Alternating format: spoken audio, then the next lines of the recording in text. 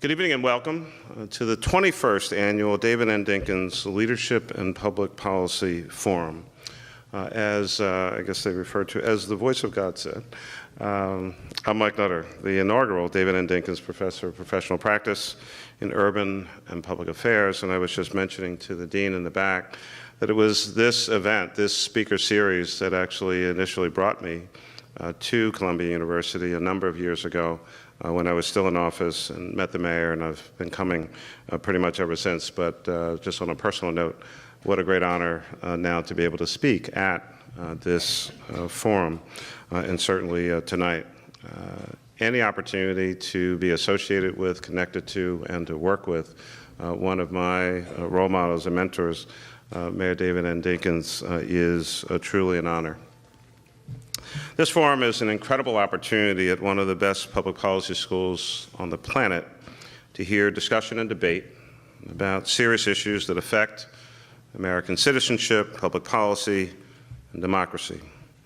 You can see in the back of your booklet that we've had an incredible array of speakers over the last 21 years or so. Last year, of course, with Representative John Lewis, but going back some time, Vice President Al Gore, Mayor Mike Bloomberg, Mayor Bill de Blasio, Secretary Hillary Clinton twice, and Senator Kirsten Gillibrand, just to name a few. And of course, tonight, with Attorney General Eric Holder, that tradition, of course, continues. Mayor Dinkins, though, insists that at this particular speaker series, notwithstanding some of the great speakers and certainly some of the stars that come out for this series, the mayor's focus is primarily on the most important people on the campus at Columbia University, the students. He insists that there is ample room and opportunity for students to participate. And so with that, let me now introduce the person who somehow, some way is responsible for all of us, at least at SEPA, our great Dean, Dean Merritt Jano, who will make not only an introduction for the mayor, but also I think you'll find a very exciting announcement tonight. Dean Jano.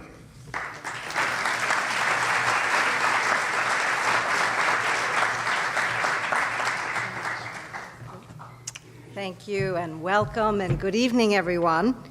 I really want to thank Mayor Nutter for joining our community a couple years ago.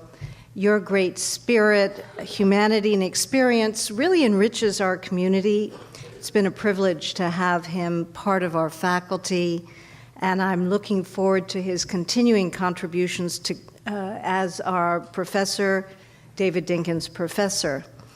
So welcome, all of you, to this Dinkins Forum. It's one of the most anticipated and celebrated events on our campus every year. And as you've heard, we've had this marvelous gathering for more than 20 years.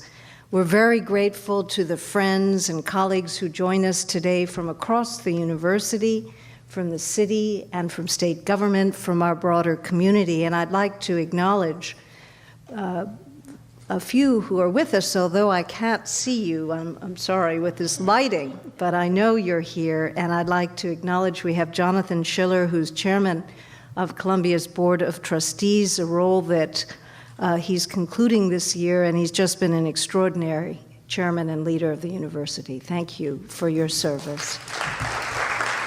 I'd also like to recognize Dennis Mitchell, our Vice Provost for Faculty Diversity, Eric Adams, Brooklyn Borough President, Benjamin Tucker, Deputy Police Commissioner, Kenneth Knuckles, President of Upper Manhattan Empowerment Zone, France Leiter, former New York State Senator, and H. Carl McCall, Chairman of State University of New York. Thank you for being with us. Now, the purpose of the Dinkins Forum is indeed, as Mayor Nutter said, to engage in serious and informed discussion about contemporary urban policy matters, whether it be a focus on poverty or education, criminal justice, race and social justice, public health, transportation, many other issues have been engaged, issues that cities and their citizens confront all the time. And we really welcome this exchange of views at SEPA and Columbia. It is our core mission here to focus on such matters, and we've had extraordinary speakers with us. You've heard reference Congressman John Lewis, then Attorney General Loretta Lynch, former then Senator Hillary Clinton, Mayor Bill de Blasio, Senator Kirsten Gillibrand, then Congressman Charles Rangel, former Mayor Michael Bloomberg, among others. And given the enormous challenges facing cities and urban populations today, communities across the United States and the world, this forum could not be more appropriate and timely. And I think we can agree that we are in a period of heightened polarization and divisiveness in America, where it's very important that we look at ourselves and we look at the world. And we're enormously grateful to hear from Attorney General Eric Holder today, and look forward to his address. As you know, he served as the nation's top law enforcement official for 6 years under President Obama, and before that in a variety of critical positions in government, including Deputy Attorney General, U.S. Attorney, District Court Judge, and he's really uniquely suited to share his views with us on the challenges of the day. He's also, importantly, a Columbia Law graduate, and that makes it all the more special. And he continues to be deeply involved with Columbia University in our thinking on political participation, justice, social policy issues, and we're very grateful for his ongoing involvement with us. We're blessed at SEPA to have a world-class faculty of extraordinary scholars and practitioners, many who have served in the highest levels of federal, state, and city government. And that includes in the area of urban and social affairs, Mayor Nutter, Professor Esther Fuchs, and of course, Mayor David Dinkins. On this campus and in this room, he needs little introduction. But let me just say, he's greatly beloved by our faculty and students. He's been with us on the SEPA faculty since 1994. As the 106th mayor of New York City, his efforts included leading the revitalization of Times Square, reducing crime through Safe Streets, Safe City initiative, keeping the U.S. Open Tennis Championship in New York, and many, many other accomplishments. And this has been recognized recently in 2015 when the city renamed the Center Street hub of the New York City government as the David N. Dinkins Municipal Building. And as you know, the Columbia University Library also established the David Dinkins Archives and Oral History Collection.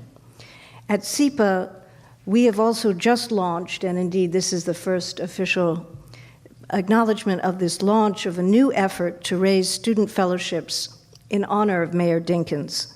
Known as the David N. Dinkins Public Policy Fellowships, these new fellowships will provide support for outstanding students at SEPA who exemplify Mayor Dinkins' commitment to service and leadership, and who will enhance diversity at SEPA. These will, thank you. Thank you. We're very excited to do this. And we look forward to sharing more information with you very, very soon. But without further delay, please join me in welcoming Mayor David Dinkins to introduce our keynote speaker.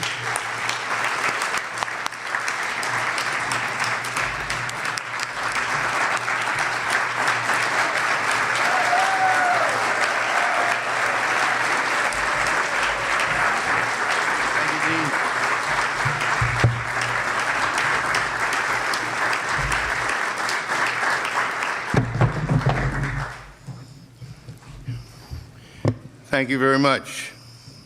And thank you, Dean Jano and Michael Nutter, for your introductory remarks. I'm thrilled to see so many old friends. That's what my notes say, although I got to tell you, I can't see anybody. I'll start by conveying my sincere thanks to the Eric Holder Initiative for Civil and Political Rights for co-sponsoring this year's forum. We were all delighted when they launched on campus in 2017. They have already completed an important series of events and concluded their first year of coursework on the topic of justice. In today's political climate, Americans, and indeed the world, must continue to focus on these topics. I'm also pleased that Dean Jano expressed official recognitions to our special guests. I understand that some of my brothers from 100 Black Men are in the house. I'll have to believe that you're here because I can't see you. But for all you other very important people, I'll say, as I often do, because here in New York I'm frequently in the company of African diplomats, and South African diplomats particularly say usual protocols observed. So that means all you important people have been acknowledged by name. I want to thank Dr. Esther Fuchs for reasons far too long to list. She has been a constant partner, and of course, Linda Hamilton, who launched a strategic quest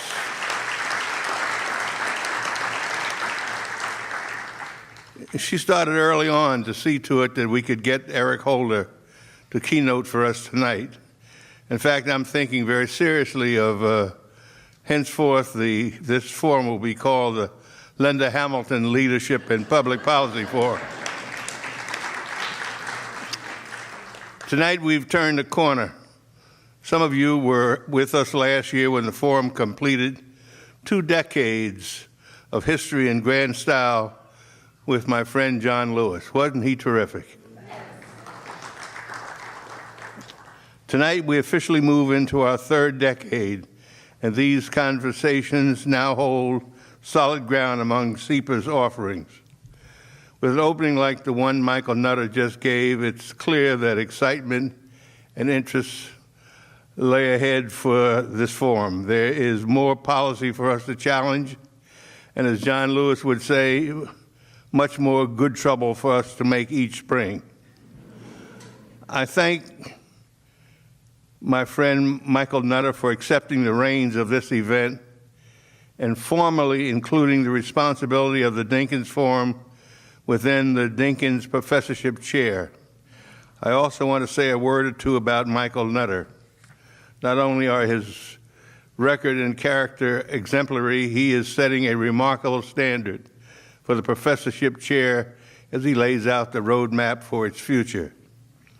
We announced it way back in 2003, and I always say that it was our extended process, a thing called term limits, that led us directly to Michael Nutter. A dutiful public servant, first a member of the City Council and then a 2-term mayor for the City of Philadelphia. Citizens everywhere love Michael Nutter. Now, it's also our students who go crazy for him, and we certainly hope he stays with us for years to come. Pardon me. So we met the challenge of planning a successful 20th forum and aspired to recruit tonight's speaker for our 21st event the very next day. Bringing Eric Holder to Keynote in 2018 made all the sense in the world under the circumstances for a number of poetic reasons. He's a New Yorker, raised in the Bronx and educated at Stuyvesant High School. Graduate of both Columbia College and Columbia Law School. As a proud alum, he can now be found back on campus since the launch of the Eric H. Holder Initiative for Civil and Political Rights at Columbia College. Some of you may know that Eric Holder is also famous here on campus for being one of the students who occupied the ROTC office in protest during the summer of 1969. In fact, that occupation was staged nearly 50 years ago today, April 24th, 1969. Young people have long been in the vanguard of the struggle for a just society in America. And that was a year of unprecedented riots, sit-ins, walkouts, and conflicts, a time when citizens were using their God-given rights to express themselves against war, voting discrimination, corruption, and any leadership that turned a deaf ear. on the citizens that had voted them into power in the first place. 1968-69 stands out as explosive years when cities were literally on fire.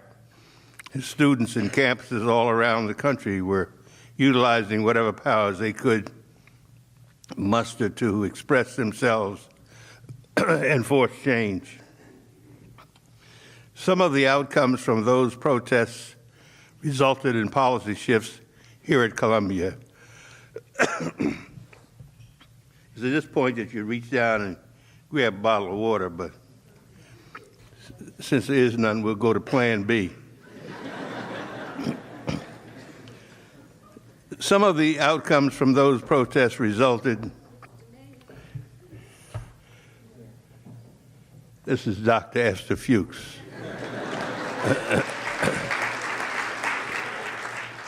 Every Monday morning at about 6 a.m., I call her, and she gives me my instructions for the rest of the week.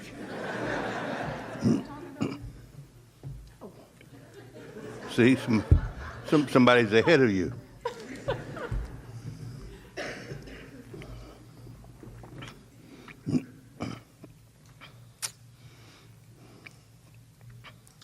Some of the outcomes from those protests resulted in policy shifts here at Columbia. In fact, some of you may have noticed upon your arrival that our campus is in the midst of more labor unrest involving our student teaching and research assistants.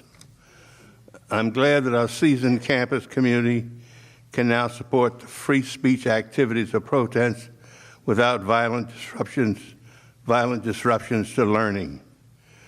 While Eric Holder was a freshman activist in '69, he has since found alternative methods and roles for himself as a soldier for justice and civil rights, and we've come to recognize his consistently cerebral and determined leadership persona. He landed his first job at the NAACP Legal Defense and Education Fund, and he followed that with stints at the U.S. Attorney's Office, the Justice Department, and then on to a judgeship on the Superior Court of the District of Columbia, appointed by President Reagan in '88. You know, my bride always wanted me to be a judge, and I never, ever wanted to be a judge. And I found out why she wanted me to be a judge. She thought the judges worked 9 to 5 and have the summer off. It doesn't work that way, as you all know. But Eric Holder, his legacy will be constructed not only on the high-profile cases of which he has been associated over the years, but also on the historic appointments that only he can claim. The first African-American appointed Deputy Attorney General of the United States in 1997. And the first African-American U.S. Attorney General confirmed in 2009. As U.S. Attorney General, Eric Holder's central goals were centered on criminal justice reform, tackling mass incarceration and recidivism by changing mandatory minimum sentences, enhancing how the DOJ addressed low-level drug cases, and working to expand clemency criteria for low-level nonviolent offenders. I'll pause because you know that's an applause line.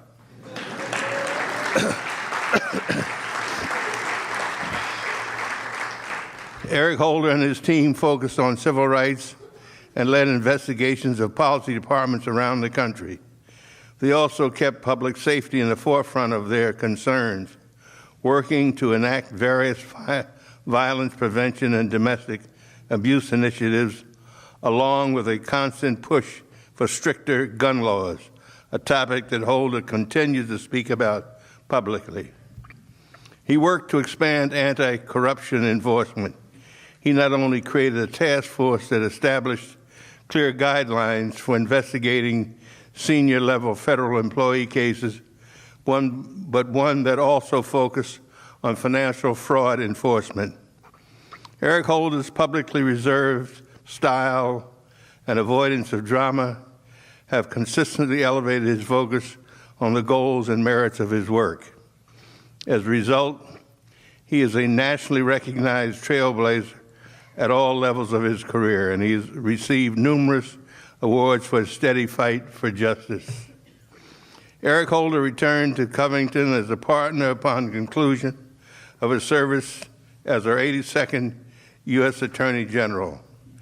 There he continues to represent multinational civil and criminal cases that reflect his commitment to civil and equal rights issues.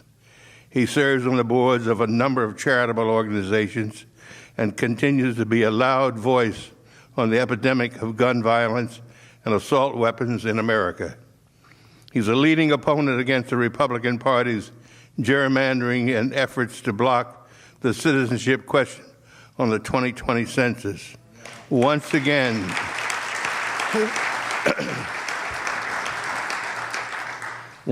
a champion of justice and representation for all U.S. citizens. It is said that the true measure of any society is the manner in which it treats the least of us. We can view the trajectory of Eric Holder's career as having been guided by that credo, from his beginnings as a freshman activist to the pinnacle of his public service as U.S. Attorney General, where he shouldered responsibility for all American citizens. I've admired the man for his courage and durability as he stood in the face of unprecedented partisan vitriol and disgraceful behavior by some of our political leaders between 2009 and 2015.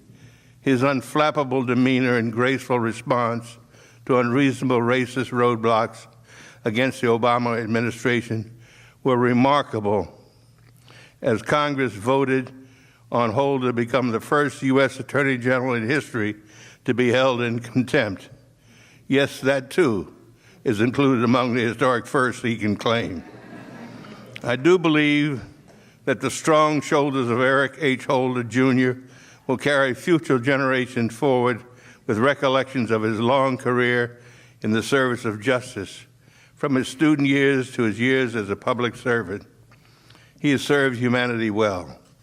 And at his law practice at Covington, the Civil and Political Rights Initiative here at Columbia, and simultaneous speaking engagements are any indication, he plans to continue actively participating in our democracy as a mighty example to Americans of all races. We are all certainly blessed to have him here with us tonight. It's my true privilege to ask that you please join me in welcoming to the stage the 82nd United States Attorney General, Eric H. Holder, Jr.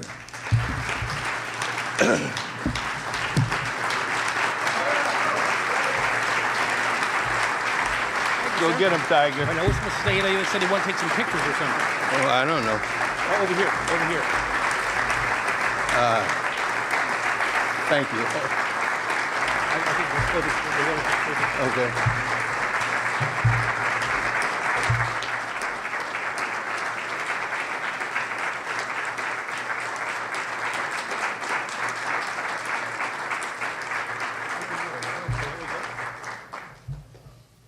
Go get him, Tiger. Tigers, that's Princeton, man. That's Princeton. Go get them, Lions. Well, I'm just making that observation. Thank you, Mayor, for that very kind introduction. It was interesting to hear the Mayor talk about the takeover of the ROTC office. That was a different Eric. That was Big Afro Eric. And I think I might have left out the contempt citation as well. That was undeserved, but something we need to talk about an awful lot. It is great to be back here at Columbia. I want to thank Dean Jano, Mayor Nutter as well, who I know from Philadelphia. He and I go a long way back. I was representing a client when he was a city councilman, and I'll tell you about the other side of Michael Nutter in connection with that. And it's obviously a great pleasure to be here with David Dinkins, who I think is, probably the most consequential mayor that this city has had since Fiorello LaGuardia. And so I think we should start right here, right now. Let's name an airport for him, all right? Yeah. And Linda was, it's great she's a force of nature. It did help bring about this whole, this evening, as she indicated that she came up to me and asked me about it, and I kind of recoiled. I thought somebody was about to serve me with a subpoena or something, but I'm glad to see her. It is a pleasure for me to be here with all of you this evening. It's always a deep privilege to come back to my alma mater and to be able to call this place, this very special place, home.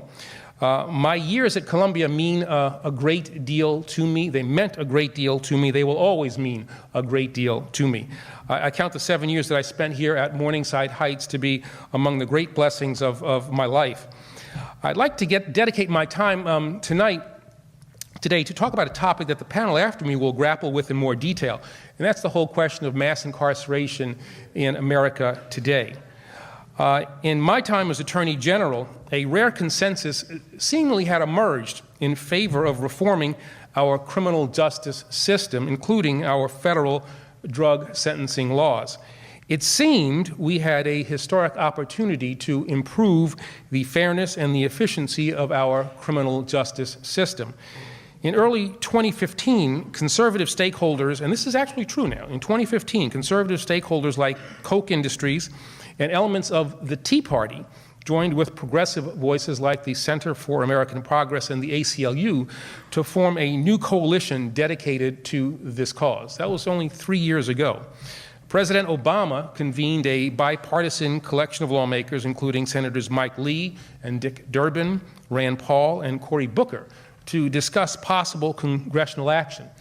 And conservative justices, Scalia, Kennedy, and Thomas, joined a dissent by Justice Kagan in 2015, lamenting federal criminal statutes that, I quote, with too high maximum penalties, unquote. Now that's Scalia, Kennedy, and Thomas saying that. Thomas. Now, what emerged was a seemingly bipartisan consensus that enabled some reform, but not enough. Progress was made, but there was much more left undone. Given the nature of the conservative progressive consensus, I was hopeful at the time that the work would be advanced, regardless of who sat in the White House. Yet today, it seems that we have regressed. We are faced with hopelessly and needlessly polarized positions on an issue that should instead invoke our compassion, our humanity, and our morality as a nation. Donald Trump, Jeff Sessions, and others in their administration live in a discredited past on this issue. Their pronouncements on criminal justice are uninformed, they are reflexive, and they are politically driven. Now, while I hope that Congress can stand strong in the face of such blatant impotence, I am more hopeful in the grassroots energy that we see all around us today. We must now rely on all of you, the young, the engaged, and the enraged, to carry us to a better day and to be bold in the face of such adversity. Now, some might ask, well, why is this an issue to which we should devote so much time as a nation? Well, it is clear to me that our criminal justice system is in need of substantial reform. Now, a few numbers help to illustrate the point. From the mid-1970s to the mid-1980s, America's incarceration rate doubled from about 150 per 100,000 to about 300 per 100,000. From the mid-1980s to the mid-1990s, it doubled again. And by 2013, we were incarcerating 716 people per 100,000. From 1970 until today, America has increased its prison and jail population sevenfold, from about 300,000 to approximately 2.3 million. America's incarceration rate is 12 times that of Sweden, 8 times that of Italy, 7 times that of Canada, 5 times that of Australia, and 4 times the rate in Poland. America's closest competitor to scale is Russia. Putin and his government imprison about 600 people per 100,000 compared with our roughly 700 or so. We have in the United States about 4.5% of the world's population, yet we house about 25% of all the people incarcerated on the face of this earth. And we spend about $80 billion per year to house them in our nation's prison and jail systems. Now, everyone in this room also probably understands that despite similar rates of drug involvement, the criminal justice system disproportionately incarcerates brown and black people. But the staggering disproportionality is often hard to comprehend. Between 1983 and 1997, the number of African Americans admitted to prisons for drug offenses increased more than 26-fold relative to a 7-fold increase for whites. By the early part of this century, there were more than twice as many African Americans as whites in state prisons for drug offenses. A study from 2013 predicted that 1 in 3 African Americans born that year could expect to spend some time in prison compared with 1 in 17 white men. As of 2016, about 7.7% of all black men, or 580,000 people, were incarcerated, 7.7% compared to about 1.6% of white men.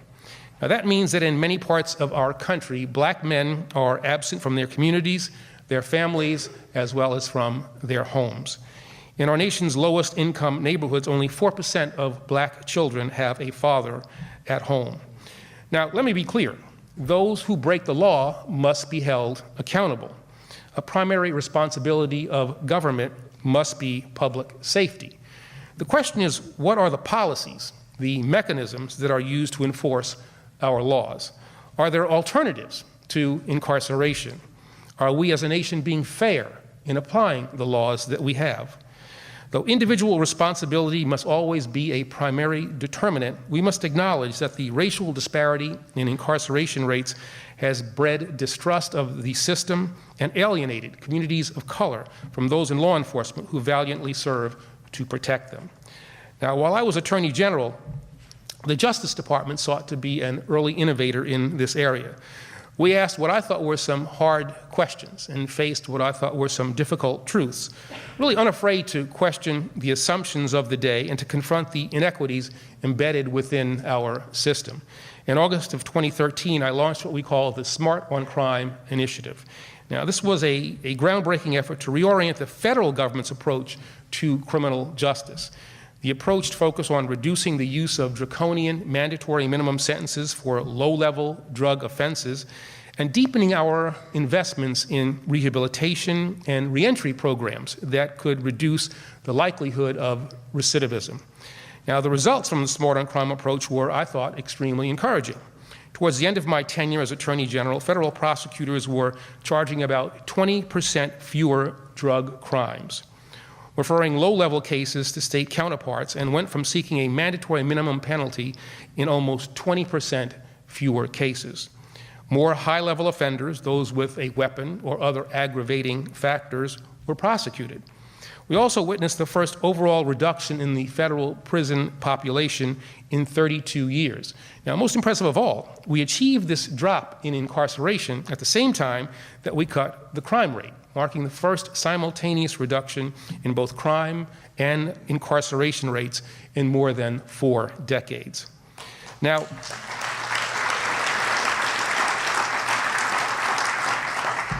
you miss us now, don't you?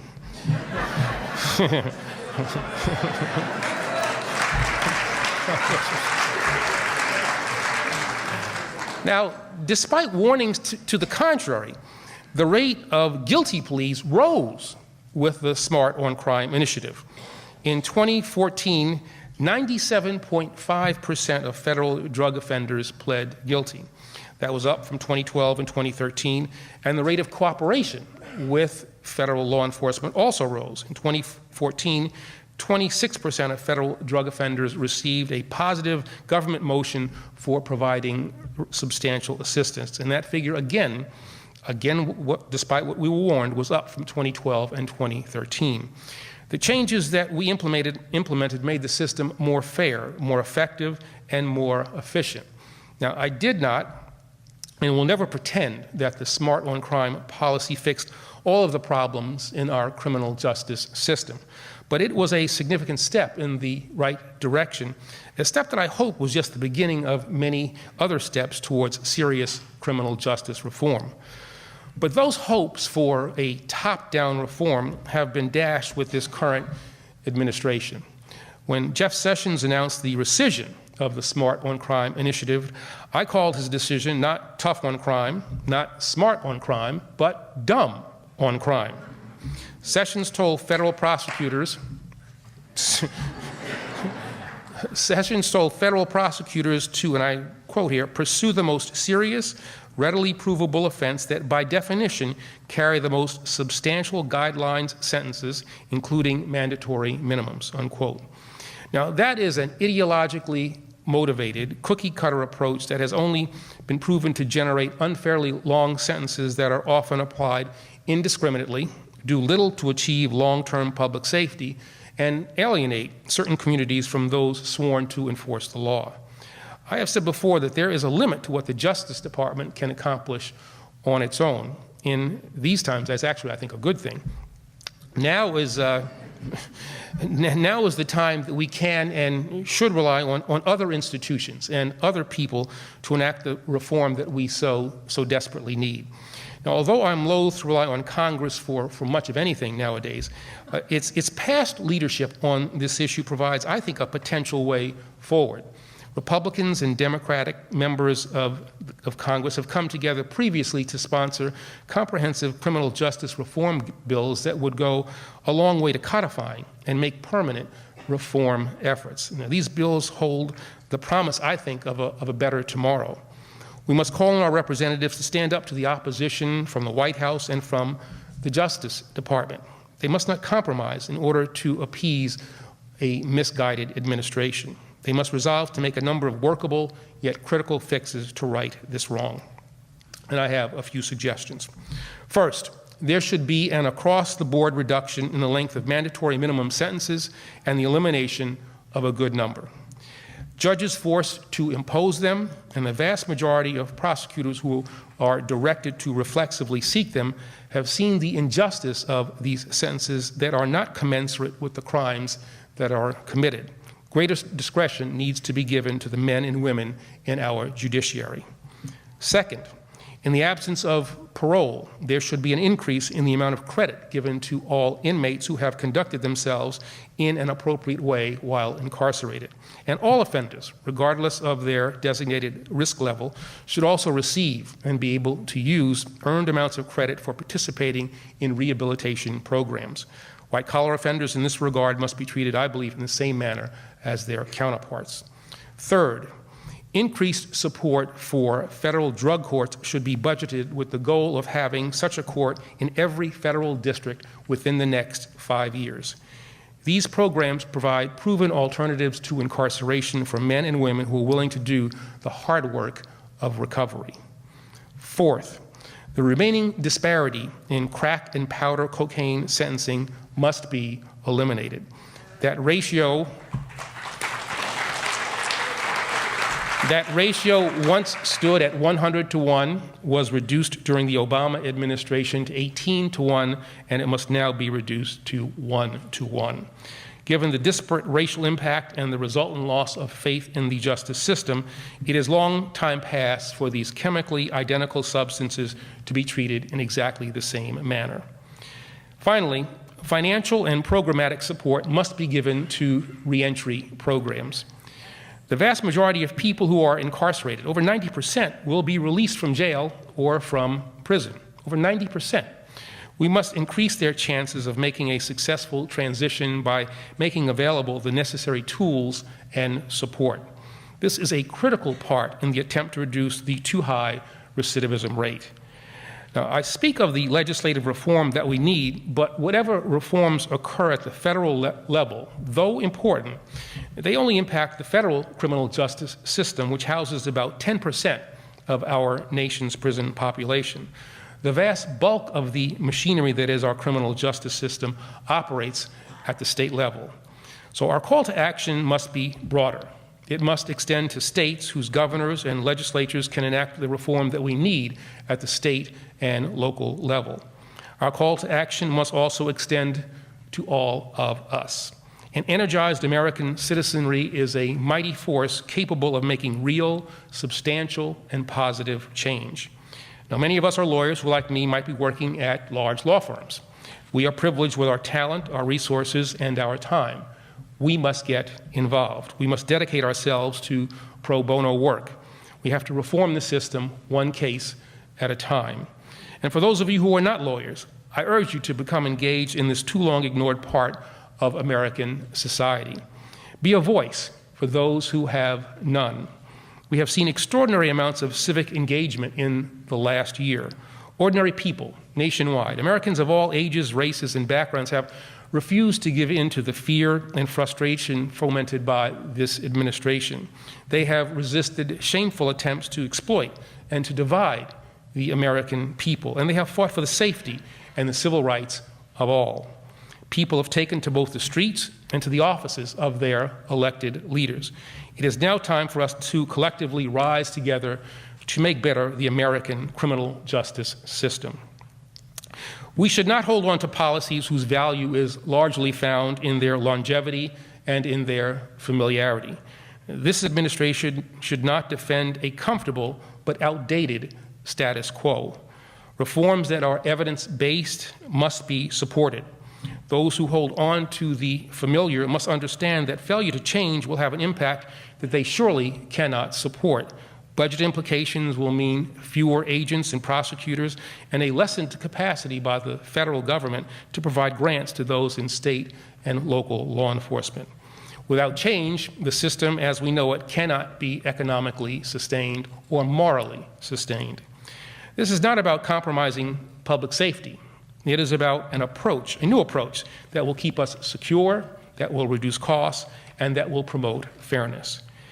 In the face of the great adversity emanating from the White House and from the upper echelons of the Justice Department, we have to be bold and we have to be relentless. I hope that in the days ahead, leaders in Congress, leaders in the states, leaders in the private sector, and leaders like yourselves in the grassroots community will come together to help build a more fair, more efficient, and more effective criminal justice system that our nation deserves and that it so desperately needs. Thank you very much.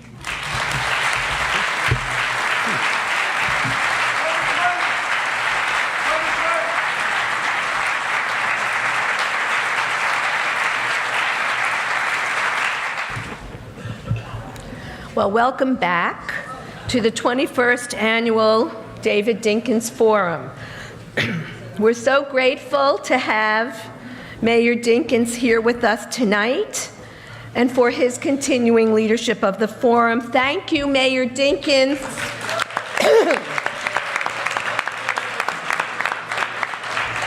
We're inspired by your wisdom and your compassion every day.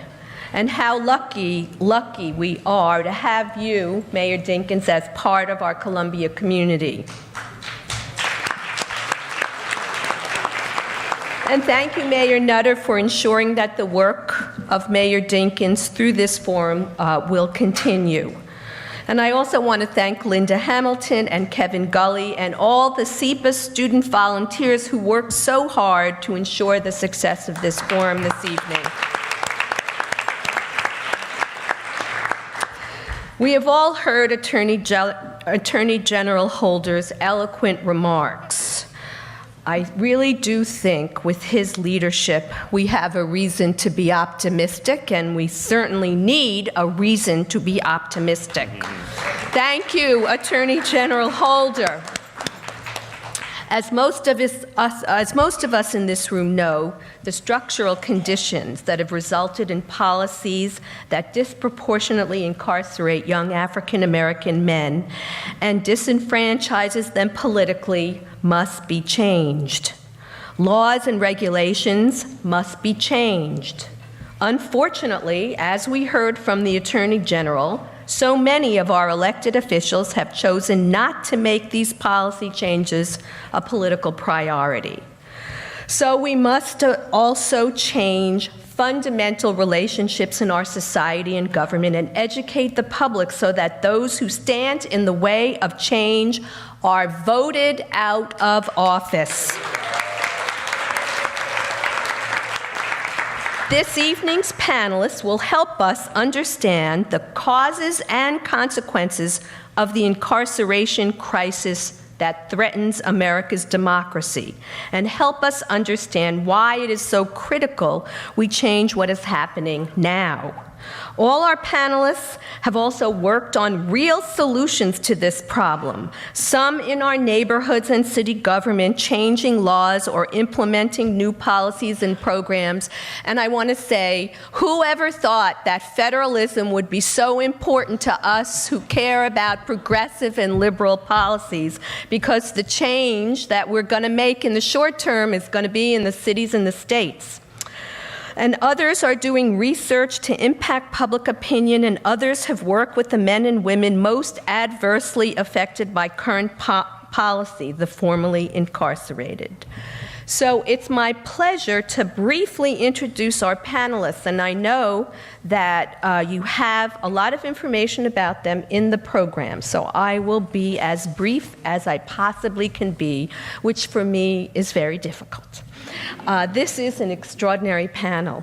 I'll begin with Veshla Weaver, who is the Bloomberg Distinguished Associate Professor of Political Science and Sociology at Johns Hopkins University and a 2016-17 Andrew Carnegie Fellow. All I can say is I wish Veshla Weaver was here with us at Columbia, but it wasn't meant to be. We tried hard. But she did get she got that chair, that Bloomberg chair. That should have been here too. All right. With Veshla in it. Anyway, we are really happy that you could join us this evening. She knew I was going to say something, but it's out of love. Throughout her career, she's not shied away from controversy, focusing her research on the persistence of racial inequality, the causes and consequences of the dramatic rise in prisons, and the consequences of rising economic polarization. And she's managed to do rigorous academic research and still contribute to important policy debates in our country. This is not an easy thing, believe it or not. She's currently working on a new project that will help map patterns of citizenship and governance across cities and neighborhoods called The Faces of American Democracy. And she received her PhD from Harvard in Government and Social Policy. Please welcome Veshla Weaver. Greg Berman, next to Veshla, one of our homegrown heroes, is the director of the Center for Court Innovation. I know most people in this room are familiar with the work of the Center for Court Innovation. He is a member of the founding team responsible for creating the center. And under his guidance, the organization has matured from a startup to a $50 million operation. And under his leadership, the center has become the place to go to for piloting the most innovative programs for reforming our criminal justice system. One of, I think, his extraordinary achievements was and is the Red Hook Community Justice Center. And it stands as one of the exemplary innovations that is being modeled now across the country. Greg Berman was also a member of Mayor de Blasio's public safety transition team and a member of Cy Vance's transition team. He's a graduate of Wesleyan and a former Coro Fellow in Public Affairs. Thank you, Greg, for coming. I won't talk too much about Mayor Michael Nutter since he's received some introduction to you already, but it turns out that one of my current avocations is appearing with Michael Nutter on panels, and I get to do the introduction and he gets to do the hard work. So you've already heard that he is the Dinkins professor right here at SEPA and that he is a two-term mayor of Philadelphia, and I should add, continues to do very important work in the public policy arena, both through his work at CNN, educating the public with the real news as opposed to the so-called fake news, and with some series of initiatives, actually, one of which he's doing here with our students on voter engagement and voter registration.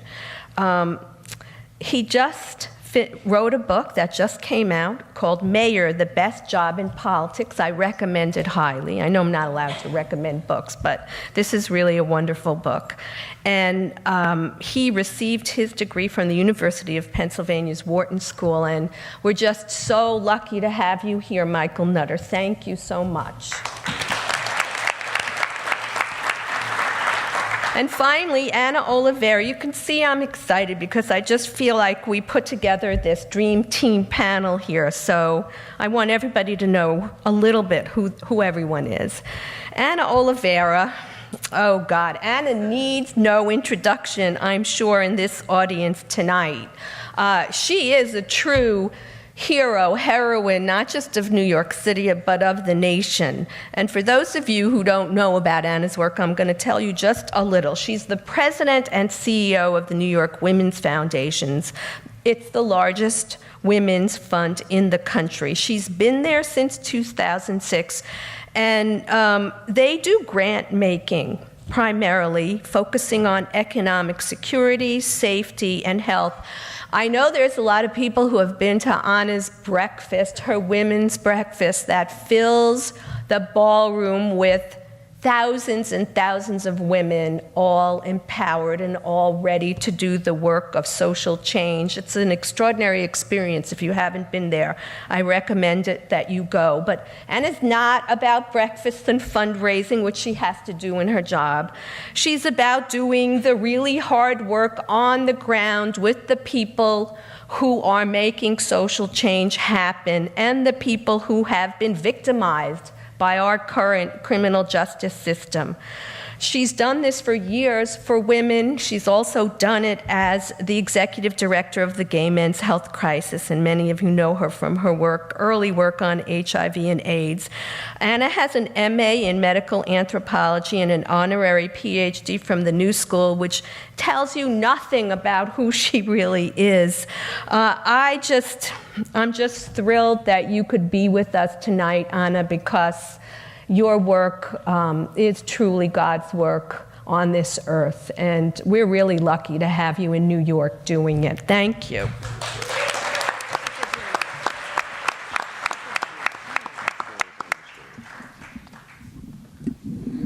So you'll forgive me for those introductions, but they had to be done. What we're going to do now is get down to the business of this panel in light of the remarks made by Eric Holder. And I'm going to start with a question for Veshla Weaver. Veshla is the author of the recently published book, Arresting Citizenship: The Democratic Consequences of American Crime Control. Now, your research has been critical in helping us understand just what has been going on in America's criminal justice system since the 60s. So I'm asking you to do the hard job of creating a context for us, providing us with some of the information about what has happened to produce this carceral state that we find ourselves in right now, and a little bit of the data about how things have changed over time. Well, thank you, Esther, and thank you, Mayor Dinkins, and to my fellow panelists. It's great to be back here. As I thought about what needs saying today, I was reminded that the present is a new storyline in a very old American narrative. Half a century ago, we sat in a very familiar place. Then, as now, ambitious criminal justice reformers spoke of creating a better, more professionalized criminal justice system. Then, as now, cities burned from police violence. The famous poet Amiri Baraka had a concise term for it: white cop, black death syndrome. Ambitious politicians called for law and order, freedom from violence and fear. that blacks pushed too hard in their agitations for justice. Watts, Harlem, Rochester rose up in 1964 and 5, Ferguson, Baltimore, Charlotte in our time. Then, as now, blacks were told to dismantle our rage and stop coming undone, to show personal responsibility, that when we protested violence by police, it was us who were violent. Then, as now, policymakers stood ready to infuse very large sums of money into a criminal justice system, monies that we now know would soak up the resources that would have actually improved the lives of poor communities. In a bipartisan union, they urged expansion. The right called for law and order and used crime in the streets as a racial dog whistle. Criminal justice, civil rights legislation, they argued, bred lawlessness. The left, abandoning their earlier calls to fix the root causes of crime, settled on the slightly sweetened law and order with justice. We often think of these as the civil rights decades, but they were in fact also carceral decades. With money from the first major federal program to 8 state criminal justice projects, states passed a raft of reforms. Mandatory minimum penalties were attached to most offenses. Juveniles were sent under waivers to adult courts. Parole was abolished in most states. And other statutes meant that the risk of imprisonment, net of crime, increased. More people were incarcerated and for longer spans. Then, as now, political rhetoric of black-on-black crime reared up to slay claims for justice. Justice involvement, it was said, was a matter of choices made, not burdens inherited.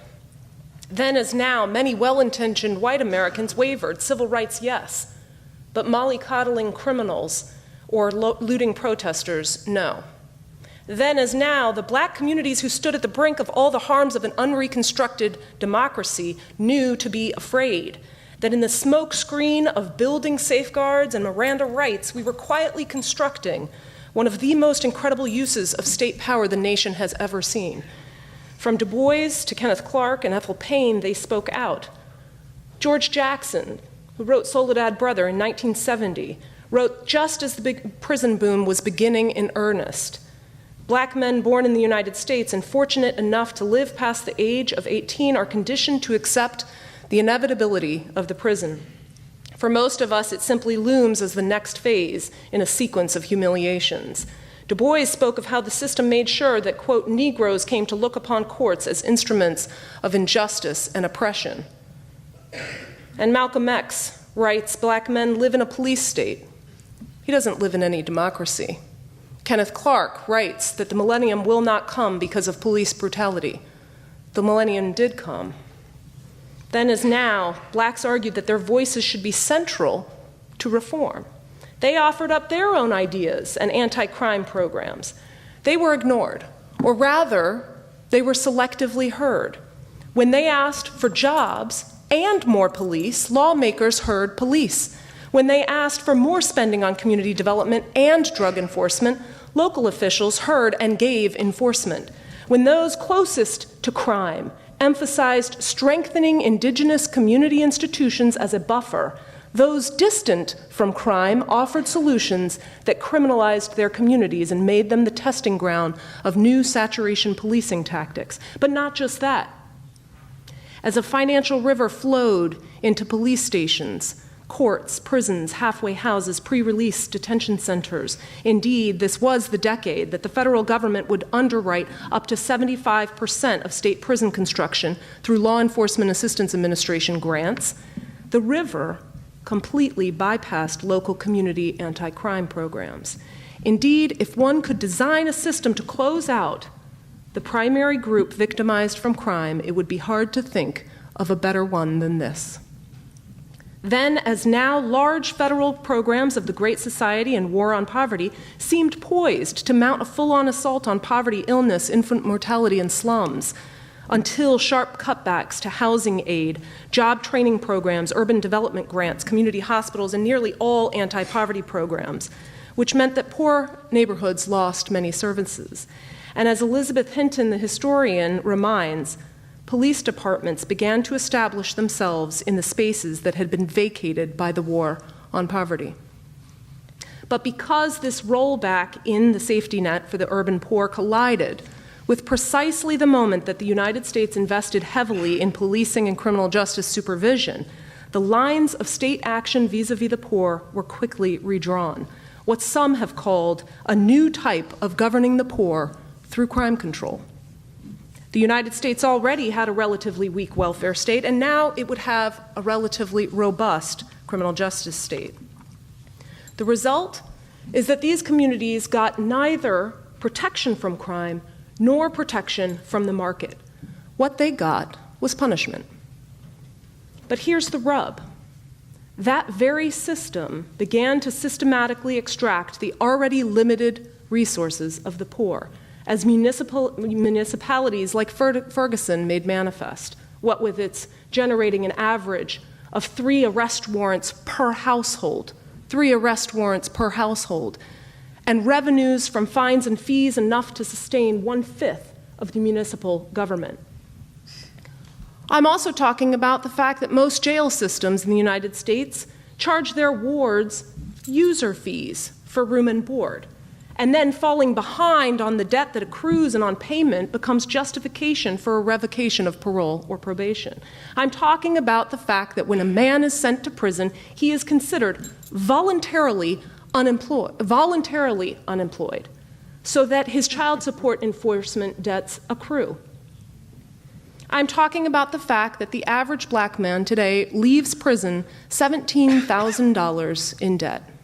And it's often the justice-involved families surrounding these men that need to come to their aid. In other words, the system is not only characterized by expanding oversight across a dizzying array of institutions, from schools to welfare offices to probation and parole offices, but by financial seizure of assets of justice-involved families.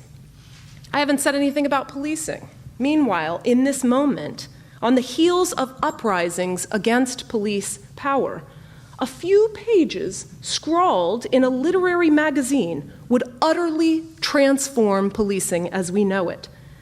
It's known as Broken Windows. Policing pivoted wholeheartedly toward minor violations of order. Police were now urban problem solvers, seeking out the very possibility of crime, enforcing codes against people and places deemed disordered. Studies now show that high-volume stops and petty arrests and profligate misdemeanor citations were weakly correlated with crime and criminal activity, but strongly connected to race, poverty, and place. People in these places learned the rituals and rites of a police stop, to never go without an ID, to not have too many people visiting on one's porch, to never pass through a white community if you were black, and so on. That moment, half a century ago, gave us the policy failures we now purport to fix: the broken windows policing, a prison population that dwarfs most cities, and a probation and parole population that dwarfs most prisons. I recall that earlier moment to remind us this: this prison system was not the result of happenstance or even an inevitable response to crime, nor are its inhabitants the randomly unlucky. It was the result of dozens of explicit policy decisions visited on the most vulnerable American citizens and communities that had only just pulled off the yoke of Jim Crow, the communities that had the most crime because they were the chief victims of America's spoiled fruit: the lead-filled water, the failed schools, the joblessness. Then, as now, many criminologists actually predicted the slow demise of the penitentiary altogether. They were more than a little wrong, as we now know. In just the decade after the war on crime, 6,350 new criminal justice agencies were born. From 1960 to 1980, police forces doubled and prison employees tripled. Arrests of blacks quadrupled by the end of the 1970s. And after declining for many years, prisons began their unbridled growth. Since 1973, the incarceration rate increased for 35 consecutive years, quintupling by the millennium. Now, as a result, the share of the population of Americans encountering criminal justice has grown substantially, and has no historical precedent. Many of those I speak to in my research are part of a very sharp generational shift between those that came of age before and just after policies like broken windows and the war on drugs. For example, my colleagues and I have used data from the National Longitudinal Survey of Youth that tracks young adults through their life course, and we found that in 1979, 11% of that cohort had been arrested by the time they turned 23, 8% convicted, and 2% were incarcerated. But among the cohort coming of age 2 decades later, after a period of substantial crime declines, almost a quarter, this is a nationally representative survey, white Americans and black Americans, a quarter had been arrested, 12% had been convicted, and 5% had been incarcerated by the time they reached 23. The racial dimensions of this problem are also well known, unfolding in a very predictable pattern. I'll just give you a few statistics. Prisons and jails have been home to almost 70% of black male high school dropouts born since the mid-1970s, who are more likely, we know from Bruce Western's work, to be in the criminal justice system than in the labor market. By the first decade of the millennium, 1/3 of black men carry the label felon or ex-felon, and 17% have been incarcerated at some point in their lives, compared to just 15% and 7% respectively in 1968. And this is to say, of course, nothing of police stop and frisk practices that often don't generate an arrest. At the height of this practice, before a New York court ruled the practices unconstitutional, 3/4, this statistic boggles the mind every time I read it, 3/4 of black men, black young adults, age 18 to 19, were stopped by police in the year prior to the Floyd decision, 3/4. In nearly 2/3 of those stops, we now know they were stopped for walking in a high crime area, making furtive movements, or wearing clothes commonly used in a crime. Rather than making them safer, these policies put them at vast risk of state violence. There are 3 key features that are less well known in this story, and I would like to draw them out. The first is that criminal justice developments are not only about rising exposure to the right hand of the state, but what we have called a decoupling of criminality from contact with the criminal justice system. Imagine a 2x2 table with contact with criminal justice, meaning an arrest, a conviction, a stop, something, on one axis, and criminality, criminal offending, on the other axis. You would want, for a legitimate criminal justice system, for people to fall in 2 quadrants. Yes, I ran afoul of the law, and yes, I was arrested, or no, I didn't run afoul of the law, and no, I didn't have contact. And that's exactly what the system looked like before the war on drugs. That's exactly where Americans fell.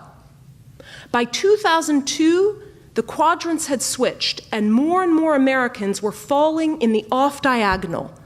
Yes, I've had contact. No, I haven't done a criminal offense. Now, you can imagine I'm running out of time, so let me just say that that dynamic was also racially inflected.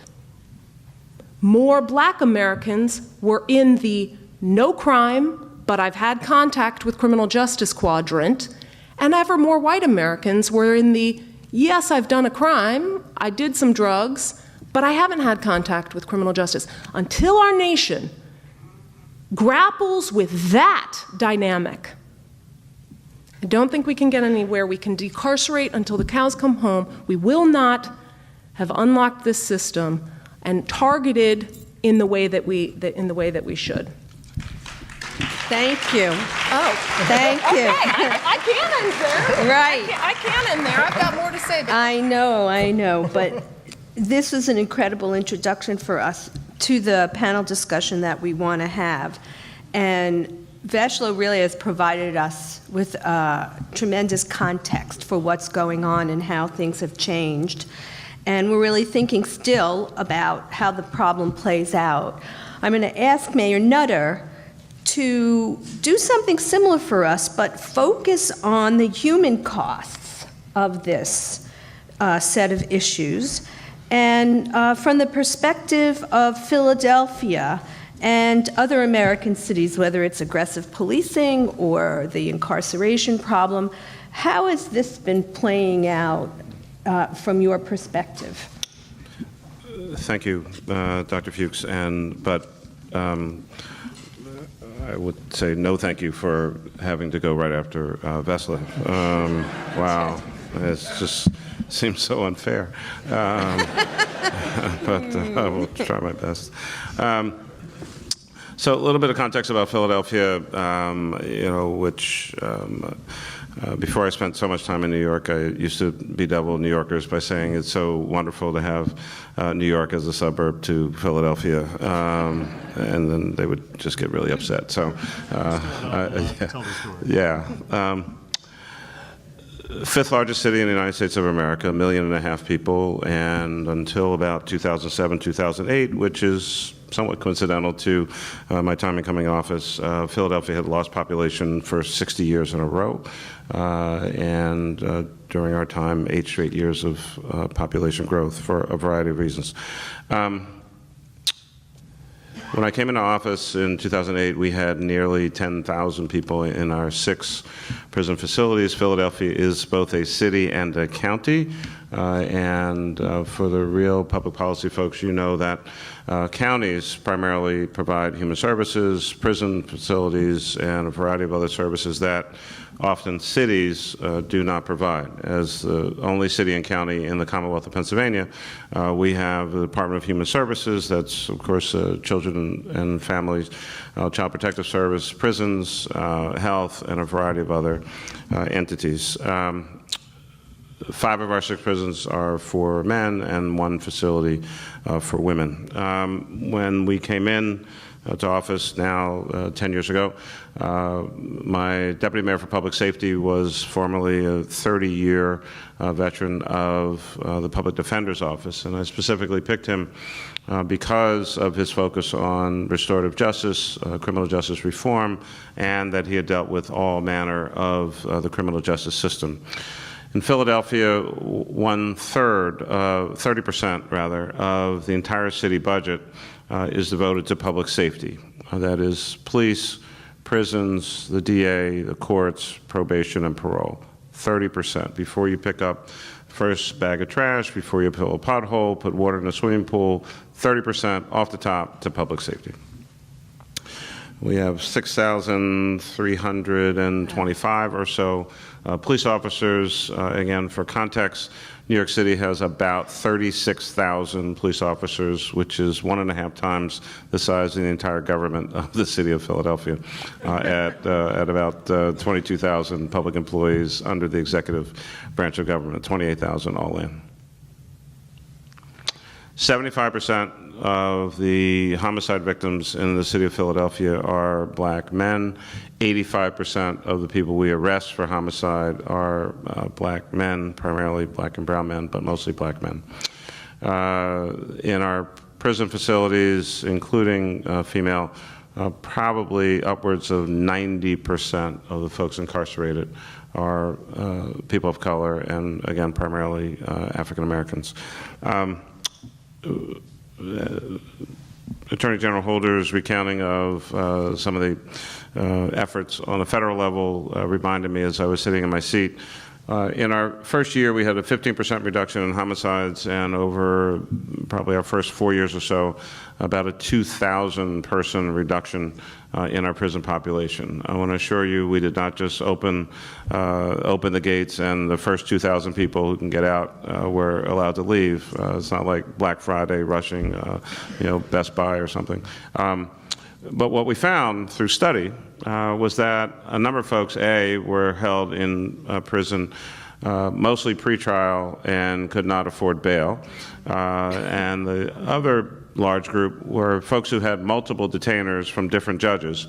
And because, and I think this is the great challenge of whatever anyone's definition of criminal justice reform is, the biggest, from my perspective, the biggest part of the problem is that there's no one entity in charge of the criminal justice system. Think about it. You do whatever you do, or you, in some cases, don't do whatever you do, but you end up potentially confronted by, whether it's Philly, New York, San Francisco, anywhere, a professionally trained law enforcement person. That's usually under the control of the chief executive. You are then processed by the police department. You will then get charged, more than likely, by the district attorney, who is independently elected. You will then go potentially to a bail hearing in front of a judge or magistrate, in Philadelphia at least, who are also independently elected. We all know from fourth grade, executive, legislative, judicial branches of government. Everyone has a part of this. No one has all of it. We cannot tell the judges what to do. I cannot tell the DA what to do. You can try to develop partnerships and relationships for this idea of reform, but it is very difficult to reform a system that has no leader in control. And so through partnerships, working with the DA, working with the courts, we were able to reduce our prison population and lower crime in the city of Philadelphia. There are over 300,000 people in our city who have a previous criminal record. We have the highest poverty rate of the 10 largest cities in the United States of America. Consistently more than 20% over 30-plus years. So it is intergenerational, and for many, it is a vice grip around themselves and their families. Of course, previous criminal record can often make it very difficult, even in a good economy, to get a job. Not having a job is, of course, a contributor to poverty. You understand that vicious cycle that you get wrapped up in. And so we did a couple things. One, emphasize, as the business community would always ask me, Mayor, we need to reduce crime. I said, well, you're absolutely right. And you need to hire someone with a previous criminal record, because actually reentry programs should be a part of a public safety plan to lower crime. People who are working generally don't have time to be involved in other activities.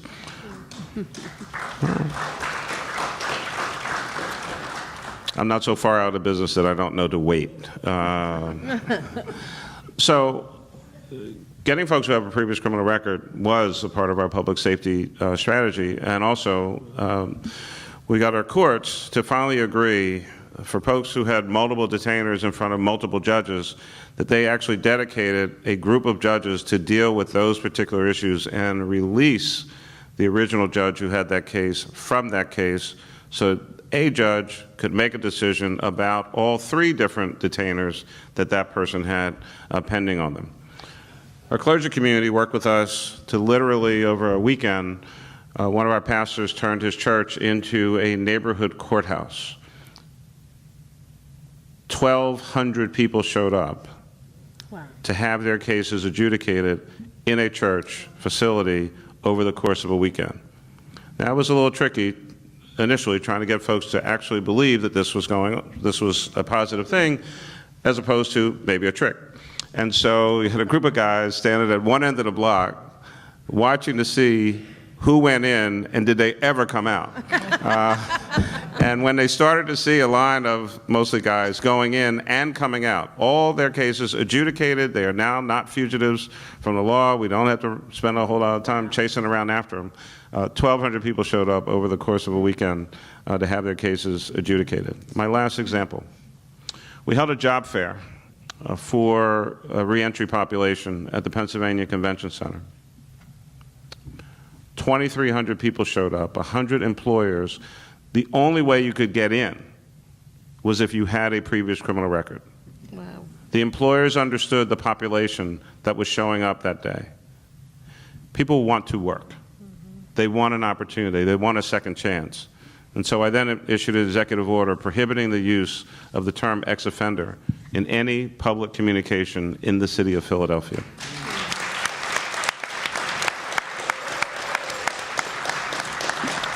They are returning citizens trying to get back in civil society. They paid their debt and should be able to move on with their lives. And so I think that especially mayors should be talking about these issues. You can be smart on public safety and still be representative of the people that live in your city. As Attorney General Holder said, most of the folks, all 6 of our facilities are up on State Road in Philadelphia. Most of the folks up on State Road are coming home at some point in time.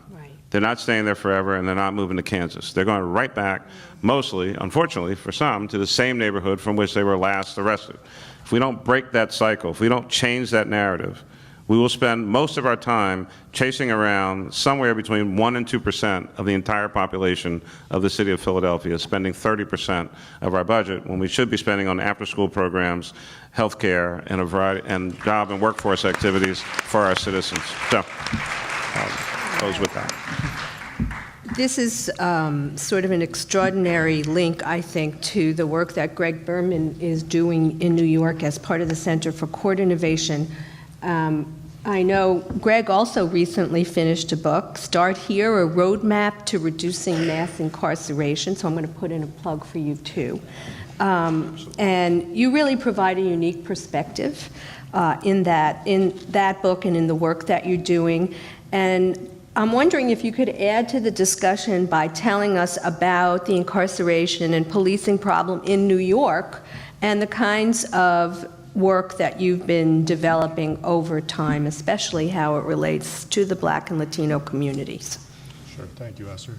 So Veshla took you 50 years back in time for all sorts of thorough, thoughtful academic reasons. I want to take you in the Wayback Machine just 25 years, but I'm doing it purely for narcissistic reasons, which is that's when I started working in criminal justice in 1993, so that's as far back as my memory goes. And I got my start working in the field of criminal justice as part of the planning team for an initiative called the Midtown Community Court, which was launched in 1993, and the idea behind the Midtown Community Court was an experimental courthouse that was designed to focus like a laser beam on misdemeanor offending in and around Times Square.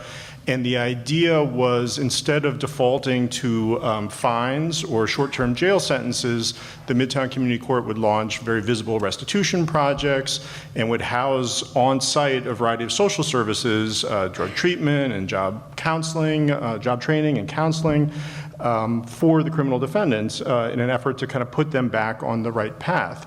Sounds fairly commonsensical from a perspective of 2018, but I can tell you, having lived through it in 1993, this was viewed as a radical experiment at the time.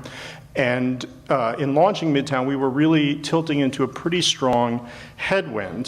Those of you who are as old as I am will remember they were coming off in New York City a decade when they were making movies about New York like Escape from New York and The Warriors. These are awesome films. They're some of my favorite films, but they offer a fairly critical view of New York City embedded within them. It was a time when people talked about New York as an ungovernable city. It was a time when people viewed crime as beyond, like the weather, as kind of beyond human intervention. That's right. The crack epidemic, in quotes, was still very much in the forefront of people's minds, and as Veshla articulated, it was an era of tough on crime legislation, both in state houses and at the federal level. We had a bunch of laws named after individual victims, which is always a telltale sign that something's wrong. 3 strikes, you're out, mandatory minimum. All sorts of legislation, the net effect of which was to strengthen penalties for criminal behavior and tilt the delicate balance of the criminal justice system towards prosecutors and away from defendants and criminal defense bar. So in that context, against that backdrop, it actually took a measure of political courage to greenlight a project like the Midtown Community Court. And those of you who are old enough to remember this will know where I'm going next. The person who had the courage to step forward and say yes to the Midtown Community Court was one of our hosts this evening, the great David Dinkins. So I wanted to tip my hat to you, sir. So in preparing for this and given the 25 years, I was in a kind of a nostalgic mood. So I went back through the archives and I found the original New York Times editorial endorsing the Midtown Community Court, which was entitled More Than Just a Court. And I want to read just an excerpt from it. The court that Mayor David Dinkins announced this week could improve justice and the quality of life where minor crime has become routine. The Midtown Community Court will hear misdemeanor cases. Rather than impose fines or short-term jail terms, as is now common, the new court would sentence many such offenders to useful tasks like cleaning graffiti, helping at soup kitchens, or sorting trash at recycling centers.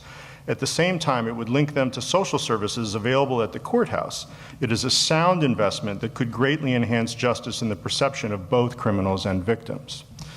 So, fast forward to today, I think that what has happened in New York, and I tend to be a glass half full type, I must admit, is that the rest of the criminal justice system in New York has come to behave and think a lot like the Midtown Community Court in many respects.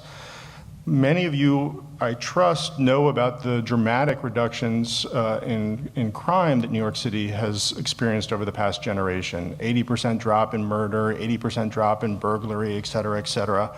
At the same time, and contrary to trends almost everywhere else, New York City has experienced a dramatic reduction in the use of incarceration. This past year, Anna and I served on the Lippman Commission, which is an independent blue ribbon commission that looked at the criminal justice system in New York City. And one of the things that we did was to commission a survey of local residents. And we asked them, do you know that incarceration has gone down over the past 20 years? Only 15% of the New York public knew that story. That strikes me as disturbing at some level for a host of different reasons. The truth of the matter is, like crime, incarceration is down in New York City, and not just by a little, but by a lot. When we first started working on the Midtown Community Court, the jail population in New York City numbered more than 20,000 people. Today, Liz Glazer, the head of the Mayor's Office of Criminal Justice, just recently announced that the head count is something like 8,500 people. That is a sea change. New York City has the lowest incarceration rate of any major American city at this point. It should be celebrated for that fact. It's now possible to imagine closing Rikers Island. Yeah. This was the primary recommendation that came out of the Lippman Commission that Anna and I worked on, and it is now the official policy of the city of New York, thanks to Mayor de Blasio.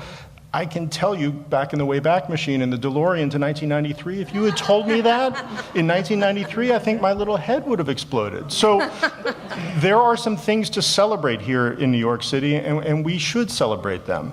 So that's the good news. That's the glass half full part of what I wanted to say. There's some bad news too, right? So even though New York City, I think, is an example of successful criminal justice reform, I should back up in saying that this reduction in incarceration that's taken place in New York City, you cannot trace it to any single public official, to any single act of legislation. Rather, it is the kind of slow incremental change that's happened over a generation thanks to the individual acts of dozens of judges, dozens of prosecutors, dozens of defense attorneys, and by the way, dozens of alternative to incarceration programs that New York is blessed to have. And I saw earlier today in the audience, Fortune Society and CCA. We're blessed with a very strong network of ATI programs, and we should also celebrate that. But even as you can applaud to that. But even as we celebrate the good news, we have to acknowledge the bad news as well. And there is still a lot left to be done here in New York City. If you take a tour of the criminal justice system and you start in the criminal courts, and I encourage you all to visit the arraignment parts, they're open to the public, the first thing that slaps you in the face is the continued reality of racial disparities. The second thing that slaps you in the face is the reality of gender disparity. We are milling black and brown men through the system over and over and over again. It's shocking. If you go to Rikers Island, which I also recommend you do, I think it's hard to come away from a visit to Rikers Island without being radicalized at some level. It certainly had that effect on me. Rikers Island is not a place of rehabilitation. It's not a place that recognizes the fundamental dignity of all who enter its gates, and I'm speaking of both the correction officers and the detainees when I say that. It is shocking that this is what justice looks like in 2018 in a place like New York City. I come away from my trips to Rikers Island feeling like the island is essentially an accelerant of human misery, that it is designed to take people with very serious individual problems, whether that be a history of trauma or joblessness or substance abuse disorders or mental health disorders, and make them worse. That's what I think Rikers Island is doing. So we got some challenges ahead of us before we can say that we have a justice system, either here in New York City or kind of around the country, that lives up to its highest ideals in terms of fairness and effectiveness, or just recognizing the basic humanity of the people that go into this system. But we have got a lot of challenges. I wanted to just kind of highlight one, and then I'll exit stage left. And that is time. I think it's going to take a long time to achieve the kind of transformation of the criminal justice system that I think most of the people in this room want to see. It's not going to happen this year. It's not going to happen in the next electoral cycle, whether it be the next electoral cycle for the mayor or the governor or the president. And the times are against us. You know, there's a million fires to be put out. People's attention spans are incredibly limited. There's a kind of faddishness. The focus of editorial writers and foundation executives and advocacy groups are likely to move on to other issues. And so if I could wish just one thing for all of us who care about criminal justice reform going forward, it would be patience. Thank you. So at this point, Anna, we have to ask you a sort of fundamental question that only you could really answer. And the New York Women's Foundation recently released a report under your supervision, Women in Justice, Gender and the Pathway to Jail in New York City, as sort of a precursor, I think, to having us think about both the question of gender as well as thinking specifically about women in our criminal justice system and how they've been impacted by the carceral state.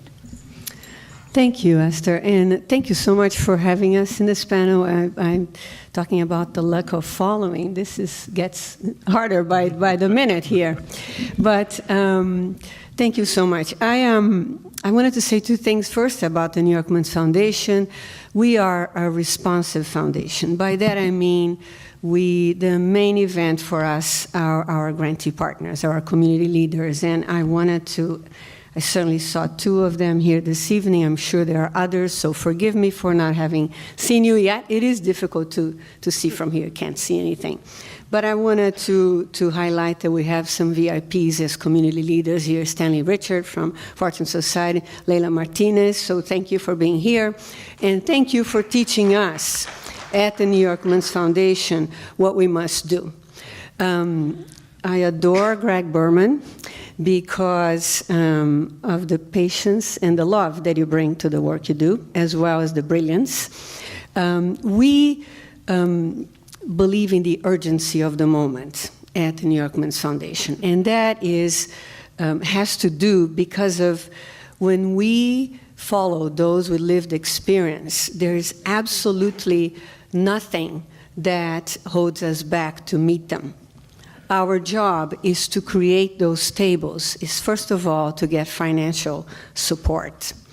Tragically, how we get to what we heard in the criminal system, and I like to talk about that we are in the process of inserting justice into the criminal system, that's what we are doing, is a consequence of enormous, very deep traditions, as we heard, from racism, from poverty, from that kind of exploitation.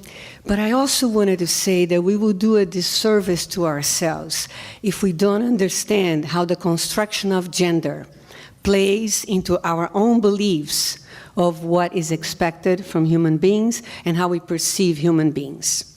Specifically in the criminal system, women represent at this point a small percent compared to men of those who enter in contact, all kinds of contact with the system. But we don't want to have to get to the place where the numbers of women in the criminal system, excuse me, are so high that we begin to pay attention to them. We want to pay attention to women now. And when we talk about that, we are talking about that there are the very invisibility of women in the criminal system increases their risk, increases their ability to survive, to be seen, to be invested in, to be counted as part of those who need to be part of the solution and who deserve that same dignity and respect. That, of course, we do not have it to the extent that we have a system like this. None of us, regardless of our degree of contact with the system, has that dignity and respect. So in New York City, the number of women in Rikers Island has a jail for women called Rose M. Singer, lovingly called Rosies. Rosies, Rosies, houses today probably 540, 550 women, most of whom are there because in what we call very cruel and meaningless incarceration.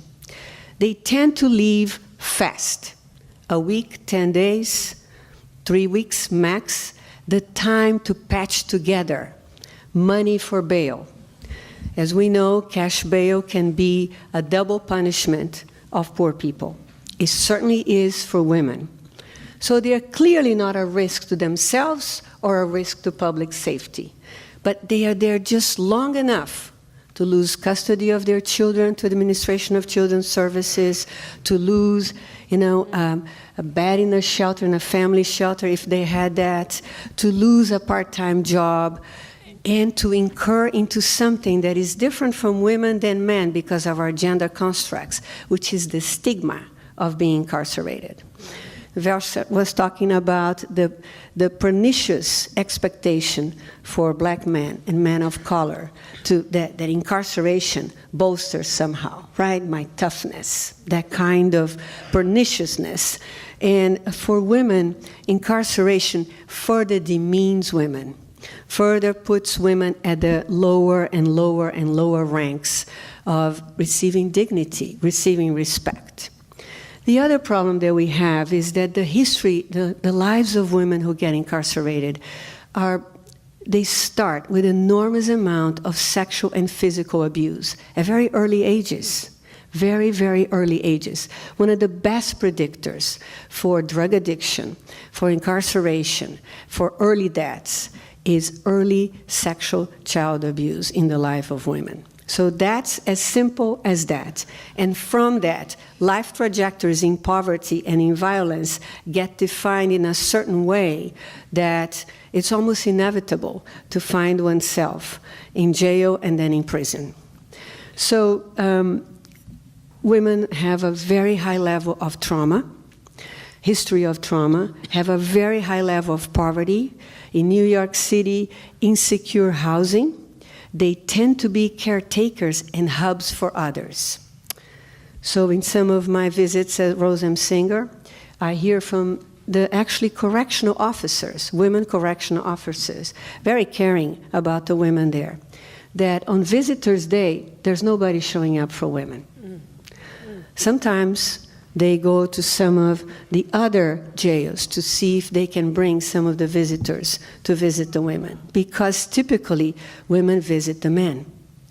Women don't have other hubs in our lives that bring people. So you can see that the manifestations of abandonment, of invisibility, of, you don't matter, are so insidious. There are practices in the criminal system itself, such as strip searching.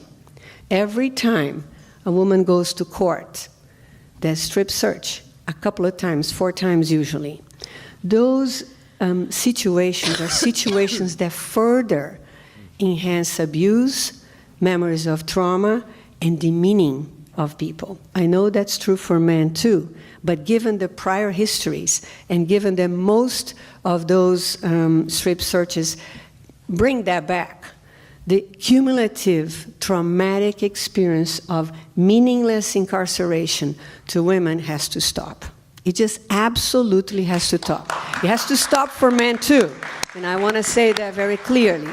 But we cannot think that if we just deal with the needs of men in the criminal system, which, by the way, maleness is a gender too, and hardly ever are men given the opportunity to look at themselves as a constructed gender as well, and decouple maleness from violence, and find an opportunity to exist in another universe of beingness.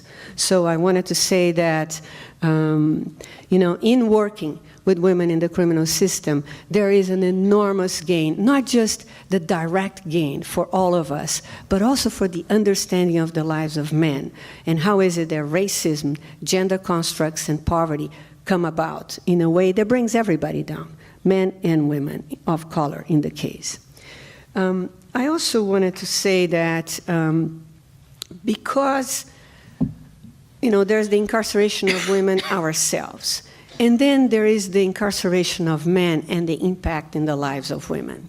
So it's very rare that we find families in New York, families of color, poor families, that somehow are not living in that contact with the criminal system. Mm-hmm. Be it direct contact, be it 1 or 2 degrees of separation contact, all of them traumatizing and, just completely bringing people down. So the foundation, we're not experts in criminal justice by any means.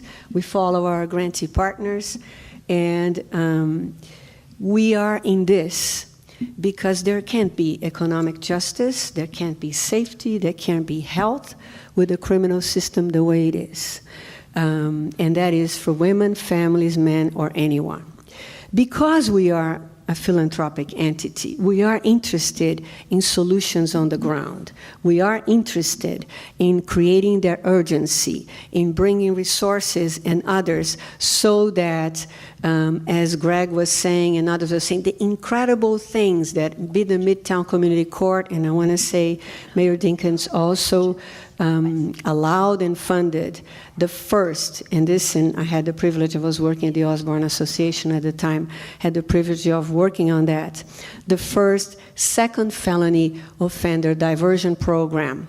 It was for men during the Rockefeller mandatory laws in New York City, and it was your leadership, Mayor Dinkins, that allowed us to show that actually when people are giving opportunity, support, and time to change, we never had any problems. It was an outpatient program. I just wanted you to know you took an enormous risk. We never had a frontline news thing. Somebody committed a crime that, Mayor Dinkins allowed to go to an alternative to incarceration. So human beings, given the opportunity and given the support, tend to make decisions that are very beneficial for them. And that means beneficial for us. So I wanted to say that, yes, we are in a mess of a moment. There's no doubt about it. But I also think that we are in an incredible moment of opportunity. Incredible. First of all, nobody's paying attention too much to what's happening in local localities. Nobody's paying, there's a mess in the federal level. Yes, those policies impact us. There's no doubt about it. And I want to talk about, just put a note there for the future, that the expansion, although there's a reduction in incarceration going on in New York City, there's an expansion in the incarceration of immigrants. And I need to say that because the way that this very pernicious and crazy system works, and the way that we create otherness, reduces in some ways and expands in other ways. So I want to end by saying that, I forgot one thing. When I was talking about gender, and it's very important that we know this, in Rikers Island and in any community, we know Attorney General Holder talked about the system aiming for those who have the least, who have the least voice, and who have the highest odds. So I do need to say that the foundation supports, and I want to put forth, transgender communities who have a disproportionate level of encounter with the system and who have a disproportionate level of incarceration and other issues given their proportion in the population. So I want to end by saying and inviting us to look at that nexus of poverty, race, and gender as we move forward in our various solutions and abolishment of mass incarceration. Thank you. So, because this has been such an extraordinary discussion, we're hitting the end of our time. But I wanted... Can I mention... Yes, I wanted to give everybody a chance to make one more comment. Thank you. So we're totally on the same wavelength. Always. And I just want to, before you do that, let me read a couple of questions. And to the extent that anybody can address any of these questions or make a final comment on anything they want, because we have a very attentive audience here who really stayed for the whole thing, which we are thrilled about, but also have spent the time to write some questions. The first question is there an initiative to give ex-felons the right to vote? We could talk about that in New York. Are there any disagreements among the panelists about solving the incarceration crisis? I'll do 4. And we're going to keep away from the more politically incendiary questions, if you don't mind. That's unusual for me, but I'll just do that tonight in deference to our mayor. And is mass incarceration adequately treated as a public health issue?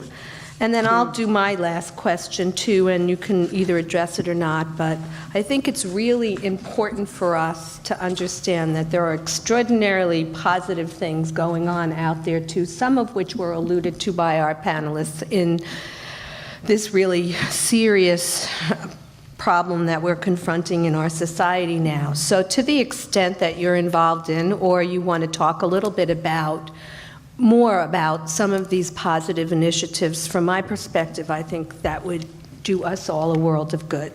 So I'm going to start with Veshla. Address any of this or none of this as you see fit. Just take a couple of minutes. We're going to be strict on time now. I think that we need a wholesale orientation to people, to Americans. I'm a social scientist. I work in data. But ultimately, this point that I'm going to make isn't about data. It's about testimonies. It's about my belief that we need a total philosophical, we need a total come to Jesus moment in this country. And the first thing that I think would really reorient our view, and it's something that I'm trying to push in my own work, is to think about incarceration and the much larger, what Amy Lerman and I have called custodial populations, right? Custodial citizenship. Those people who are coming in and out of brief jail stints, those people who are stopped by police but never convicted of a crime, that much larger population, is that we need to realize that this is a policy of childhood. This is a policy of childhood. What do I mean by that? And here I will dip into the data. In our work, the majority of our sample had their first contact with the criminal justice system before early adolescence, before the age of 14.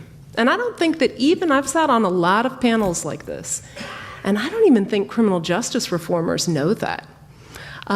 We tend to think of this as, 19-year-olds, 25-year-olds, people who have 30 who have been incarcerated for a long time. The first interaction is often when somebody is 9, 10, 11, 12 years old. And that's something that I think if we can reframe this as this is about youth. We are And youth should always, right? Imagine if we did this, that a last resort, right? Contact with somebody before the age of 15, police contact should always be a last resort, right? We should use street outreach workers, social workers, teachers before police are having contact with that individual. The other thing that I think we need to, I'll just give you this little anecdote. I think that we just, as a nation, orient ourselves towards black young men as suspects. And towards black parents as not able to parent their children. I'll give you an example. I was sitting next to a major criminal justice expert, and when I pointed out the data to him, that, well, you know, actually, when you look at the data, the majority of people who use drugs are white Americans, so there is no basis for disproportionate arrests, drug arrests. There is no public safety basis for the racial disparities. You know what he said to me? He turned to me and without blinking an eye, he said, yes, but that's because in white communities we can entrust the parents to control their children.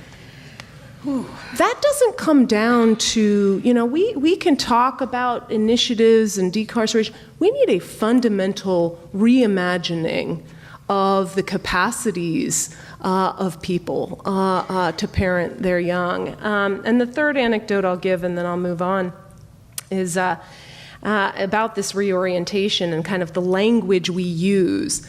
I had the Director General of the Swedish prison system come to Yale when I was teaching there and visit my course. And in his presentation, he kept referring to people as clients. And our clients, and we want our clients to be, you know, better when they leave the prison than when they come in, and our clients, and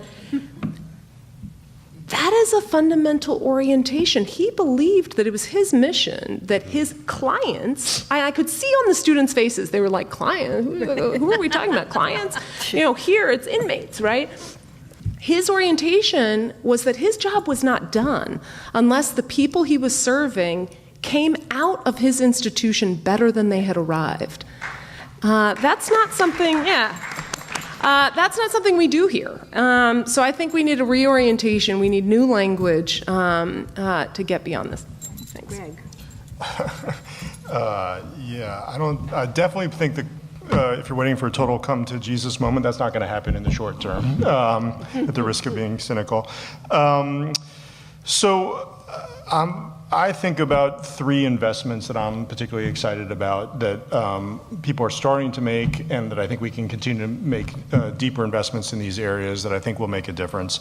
So the first, which I think Veshla alluded to earlier, is community-based crime prevention, that we should not be waiting until after crime occurs to try to address some of these problems. I'm particularly excited about investments in youth development programs at a neighborhood level. I'm particularly excited about placemaking work. We know that crime tends to cluster in very, very small amounts, small street segments that you can identify and that you can address through changes in lighting and by getting out in a Jane Jacobs kind of way, getting out eyes on the street and people taking back their neighborhood parks. Someone mentioned a public health approach. I'm very interested in the cure violence model, which originated in Chicago and now has been adapted throughout New York City, which is training people that have formally engaged in criminal behavior to be peacemakers out on the street and to stop the retaliatory nature of so much of the violence in our neighborhoods. So I think deep investments in neighborhood-based crime prevention, and I encourage you guys to read Patrick Sharkey's new book, which really talks about, in an empirical way, supports this argument that I've just articulated. The second investment, and this harkens to at least two of Veshla's former colleagues at Yale, is the idea of procedural justice, which Tom Tyler and Tracy Mears have been big proponents of. And this is the idea that people care about the outcome of their case or the outcome of their encounter with police or prosecutors, but they also care deeply about how they were treated. And if we treat people with respect and dignity, it will not just make them feel better about the justice system, it will also encourage law-abiding behavior in the long run. And it is such a simple idea, But when you talk about something that's utterly transformative in terms of the criminal justice system, if we truly embrace that idea, we would transform the criminal justice system, I believe. And then the third thing that I'm interested in deeper investments in is alternatives to incarceration. But back to the nomenclature thing, I think that we should not call them alternatives to incarceration. I think we should call incarceration alternatives to community-based programs. And to echo Attorney General Holder, we know that there are initiatives like judicially monitored drug treatment, like cognitive behavioral therapy, that can over time make an appreciable difference in changing the behavior of participants, and we should make deeper investments in those. Mayor Nutter. Well, while we've been here for the forum, something, unless you've already been on social media, something pretty significant happened in Pennsylvania, in our suburbs just outside of Philadelphia.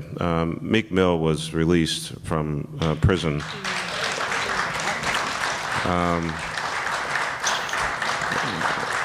By order of the Pennsylvania Supreme Court, because the local district attorney, who was new, had indicated that there may actually have been some problems with his original conviction based on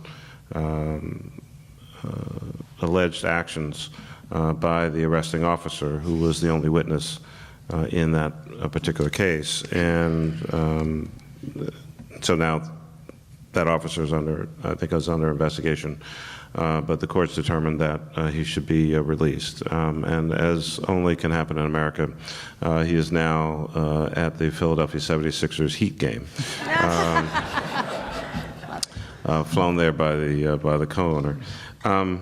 But the larger issue there is, so that's one thing out of, basically it's a Philadelphia case, and the issue that we did not talk about, and I neglected to talk about, is the whole issue of probation and parole and violations that, in his particular case, without getting into all of those details, stems from a 2008 case, which I think there's, who knows what the evidence is and what the officer did, et cetera, but it's a 2008 case. And 5 months ago, he, on some alleged probation violation that did not take place in Philadelphia, he was reincarcerated, even after charges had been dropped in that particular matter here in New York City. But when he got back home, got sentenced to another 2 to 4 years.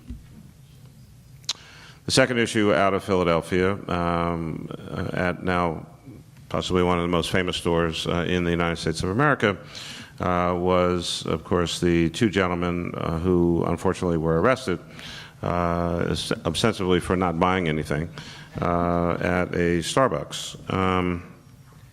Again, without getting into all those details, the Starbucks knows that their employee messed up. But you have to think about that circumstance and the reality of the what-ifs. If the gentlemen had not been so calm, if they had truly resisted arrest, which they did not, if you've seen the video, if the officers felt threatened,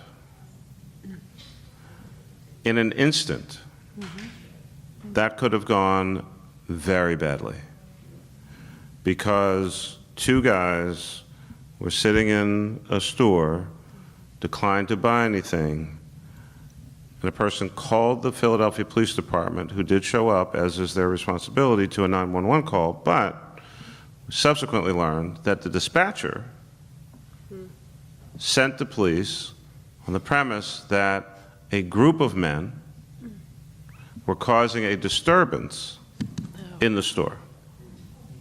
And so you understand then that the mindset, this is not a criticism of the police, the call is the call, the dispatch is the dispatch, but you believe that you are walking into a very hostile situation and then realize it's two guys, happen to be black, but two guys sitting at tables, not a group, and no disturbance.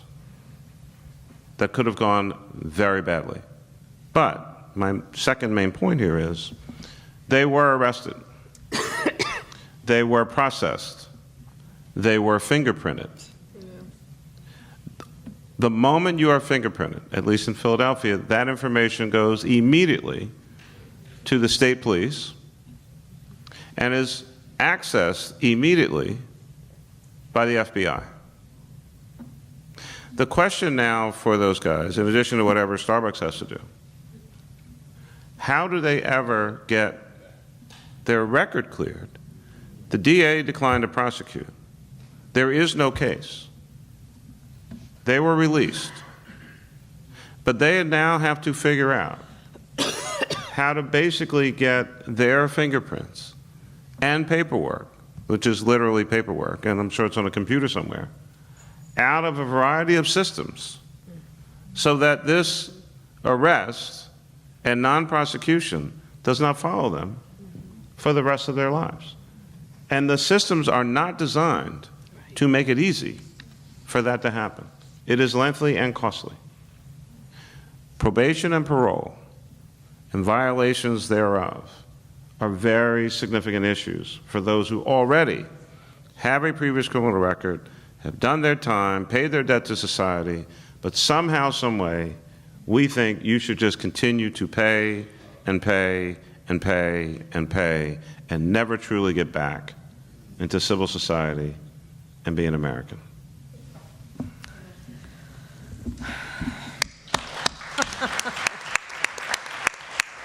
All right, Anna. Okay. I think that we have a great opportunity in New York City that we must seize. I think that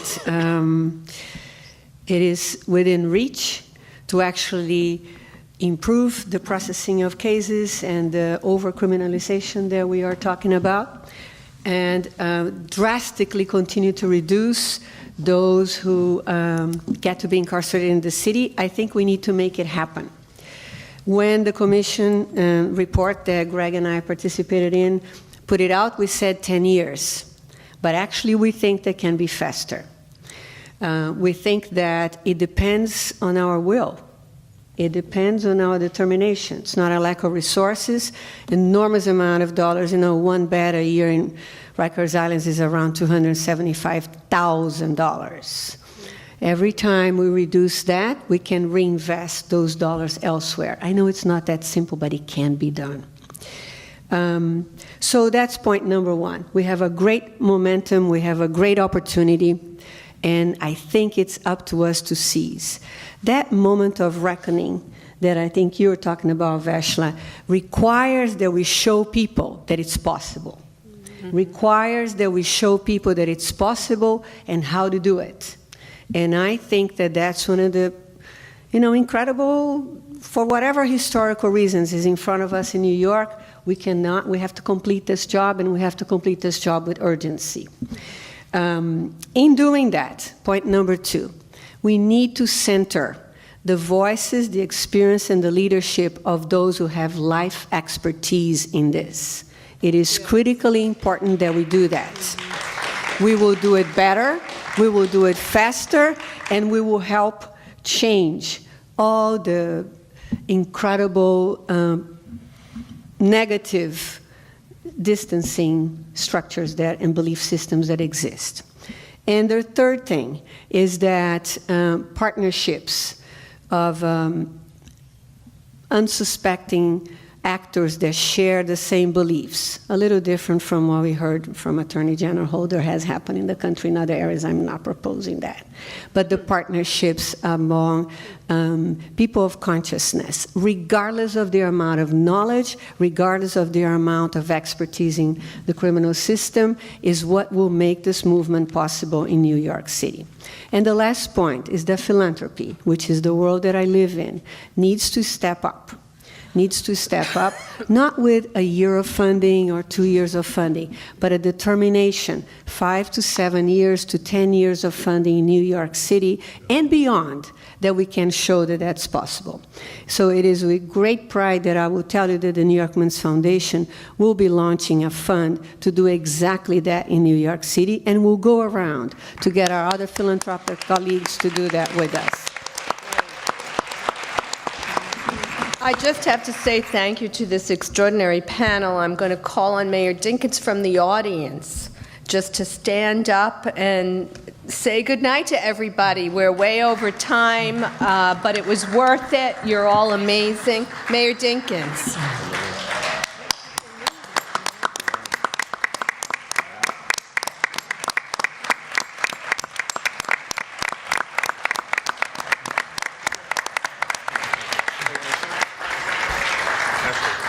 You might be able to get in that microphone. You know the story of, oh, thanks very much.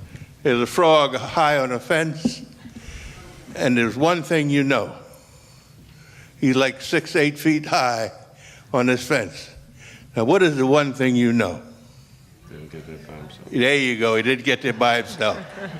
Well, the reason that I've had such good fortune is I've had the privilege of having so many wonderful people assist me. And none the least these who are on this platform. And thank you for remembering the community court. Not everybody knows about that. Thanks very, very much. God bless you all.